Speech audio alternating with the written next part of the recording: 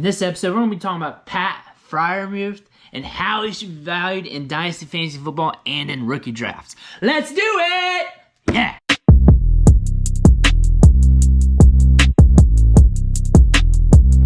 What's going on, guys? This is Bruce Mattson, your host of the show, Metric Scout Fantasy Football, and we're digging deep in today with another player profile. We're talking about Pat Freiermuth. How should we value him in rookie drafts? And this is a channel where we talk about Dynasty, redraft, NFL, fantasy football, all of that. So if that's something you're into, if you want to be a better fantasy football player, hit that subscription button, ring the bell, tell your homies, son. But right now, let's dig deep into this profile. Pat Freiermuth is a very interesting prospect. When you watch him on tape, he does a lot of good things. He has good size, and his athleticism's there. He's a decent route runner, and is also a solid inline blocker. The one thing you will notice is he doesn't have elite level speed. He's not going to burn the defense, take the top off the defense, but he wins with nuance, he wins with physicality, and he's got the name Baby Gronk for a reason. He's just a player who will win at all costs. He is very sound and disciplined and is very aggressive and bullies guys. He can win on jump balls. He can win in contested catch situations. Very reliable target, big-bodied. And he's a good size-adjusted athlete. From what I see on the film, he can make plays happen. I just would not put him on that Kyle Pitts, Brevin, Jordan territory when it comes to long speed. And there's just a lot of good things in his profile. He catches the ball well, has strong hands, and has instantly looked good once he started playing at Penn State. Freshman year, he had 368 yards, 8 touchdowns, and that's off of 26 receptions. That equated to a 12.98% market share of the passing production.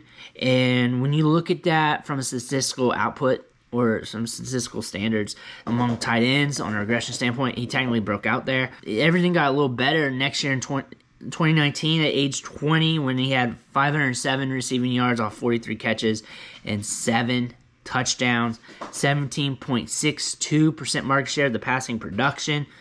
Very good. This is when he started to be anointed as a breakout tight end, one of the top guys, and be casted as another piece of this good tight end class. Obviously, it was Brevin Jordan, Kyle Pitts, and his performance in that 2019 season really got him put on notice, especially among the big draft media.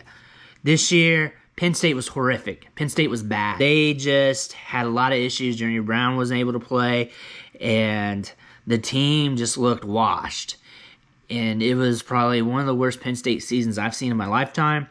It's hard to really count these stats. 310 yards, 1 touchdown, and 23 receptions. So in his 4 games, that's what he put up. It's pretty good for a tight end, 310 yards in 4 games.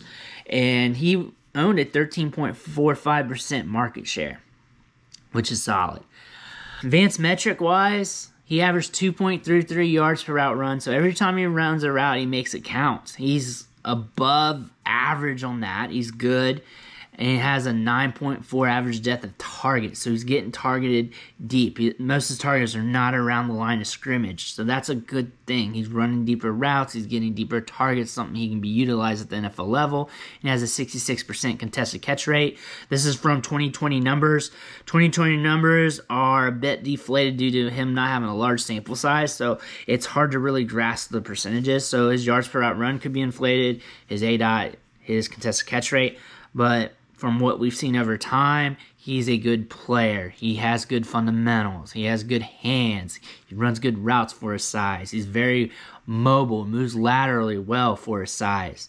The only knock on him is long speed, and you don't get that with all tight ends. He's a different tight end compared to Kyle Pitts and Brevin Jordan. He's more of your traditional inline guy, but he can do a little bit more. He can be split out a little bit. He can catch passes better than most tight ends. He has some after the catch ability in terms that he's very aggressive and he can shed tackles. He's tough to tackle. He's a tough player. He's tough as nails.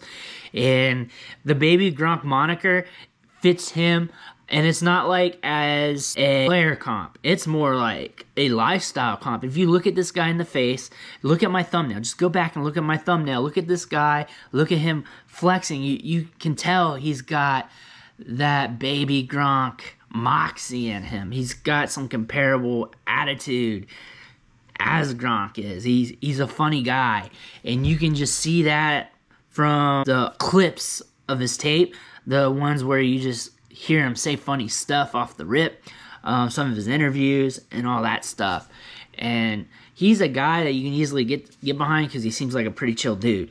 When it comes to Dynasty, fantasy football, rookie draft value, he is being drafted in the late second round, early third round of drafts, which is very fair, which is very smart ADP. ADP is getting a lot smarter, lot smarter compared to previous years. That ADP is a perfect price tag.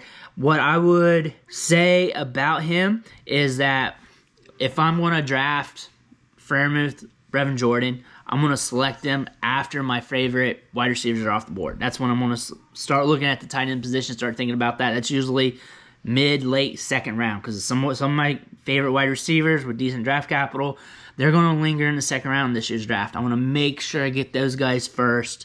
And by the time those guys are gone, my favorite running backs will probably be gone too. And then after that, I'm looking at tight end and quarterback, and then I'm just ratioing out what I have left on my team. Tight end's a position you can wait on too. So if I don't get Freiermuth in my draft this year, if I don't get Brevin Jordan in my draft this year, don't fret. Tight ends don't usually produce during their rookie season. You may be able to get them at the same price or a little cheaper the following year. That's how the tight end position kind of works. Unfortunately, for tight ends, you can always get a second chance, possibly, with him. I like him as a player. I have him rated as my third tight end. I have Brevin Jordan ahead of him, and of course, Kyle Pitts is my number one. But I like Freiermuth. I think he'd be tight end one in a lot of drafts. This is a good tight end class and very underrated. We pumped up Kyle Pitts so much that Jordan and Freiermuth has been kind of disregarded, but he's a good player. Right situation where there's a lot of passing volume and he's got good wide receivers around him to take off some heats. He could produce pretty early in his career because he's aggressive, he's strong, good fundamentals, and if he transitions well to his new team and has a good quarterback that can fit the tight windows, that he could blow up. He could be serviceable, at least in fantasy, his early years. It usually takes some time for tight ends. We all know this, but not all tight ends are in the same situation. Sometimes the situation will depend for the position. It's just how it is. We just got to how the dice rolls. But I do like him. I do want to get him on some teams. I may not get him on a lot of teams, depending on how the cookies crumbles or the dice rolls in my drafts. But I am aiming at him as a target. Well, I want to thank you guys for watching the show. Make sure you hit that subscribe button. Make sure you ring the bell. Tell your homies, and I'll catch you next time.